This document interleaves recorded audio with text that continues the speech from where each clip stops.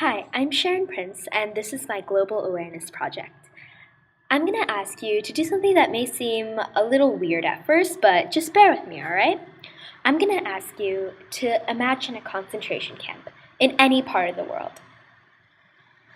Most of you may have imagined a concentration camp located in Europe, probably during the Holocaust, and that's completely normal, but we seem to forget all the atrocities that went on around the globe because what happened during the Holocaust was really, really horrible. But that does not demean any of the significance of anything that went on in other parts of the world. I'm going to be talking to you about what went on in North America, seemingly right under our noses, during the Japanese-American internment. Life before the internment was that of a close to normal American life at that time. Although the Japanese may have faced discrimination, they still led close to normal American lives. But everything changed after the bombing in Pearl Harbor. After that bombing, 120,000 people were taken from their homes. So, here's some background on the Japanese Americans. Life was certainly no picnic for them. And a cool fact was that they were actually separated by generations. The first generation is the Issei.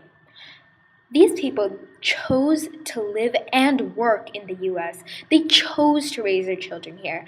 And they did want American citizenship, but they were refused it after June. The Issei may have been pretty much American, but they kept a lot of their original Japanese culture. And the second generation, or the Nisei, they considered themselves 100% American because they were more exposed to American culture as they were brought up in America.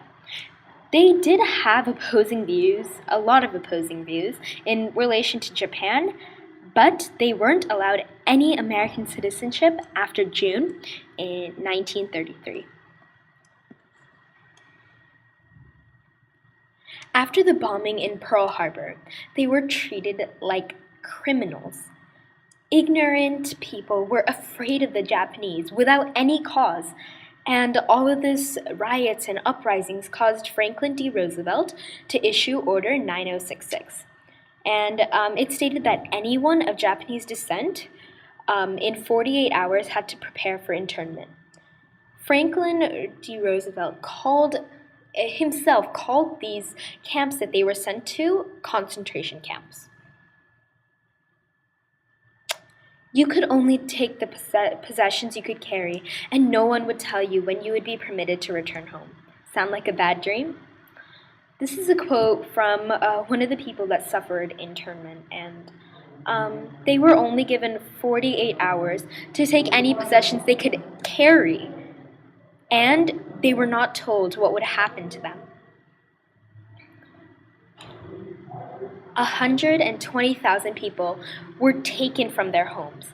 And the thing is, 43,000 of them were American residents, and 77,000 were citizens of America. Life during internment camp was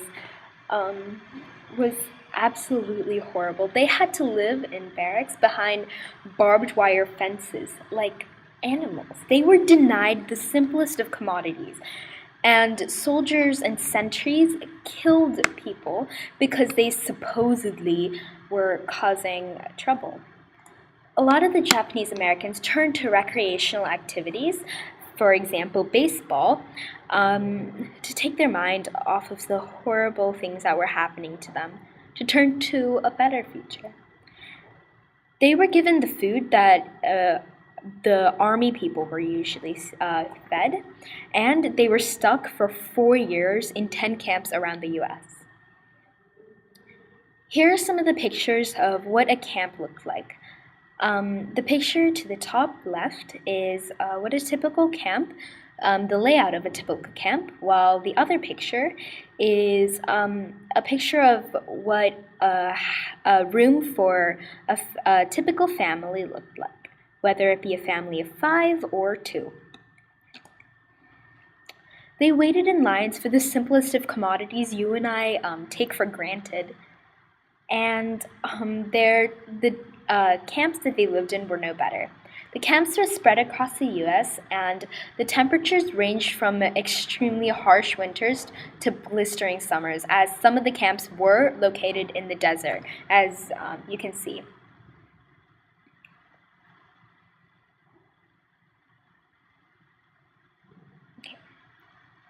Life after the camps were extremely different. They had to the government had tried to compensate in 1988 by pretty much giving people back their land and most of their money. But there was a drastic loss of Japanese culture, and this is how the government tried to compensate. They passed the Civil Liberties Act of 1988, and it stated that the government paid back, or will pay back, all of the Japanese people who were still alive after the camps. And basically, they paid less than 10 cents for every dollar that they took from them. They suffered a ton of health issues due to malnutrition and inadequate food supply, and many of the survivors had PTSD, which stands for post-traumatic stress disorder, and were more susceptible to cardiovascular diseases.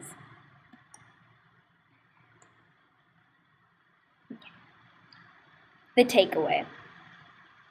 If you think about it, the basis of this whole thing was racism in its root. It seeped into the mindset of the people and caused the government to make rash decisions. Granted, they did try to compensate or fix it, but it did not change what had happened. Life before the camps was definitely no paradise, but it wasn't as bad as what all the Japanese Americans had to go through during internment. Thank you.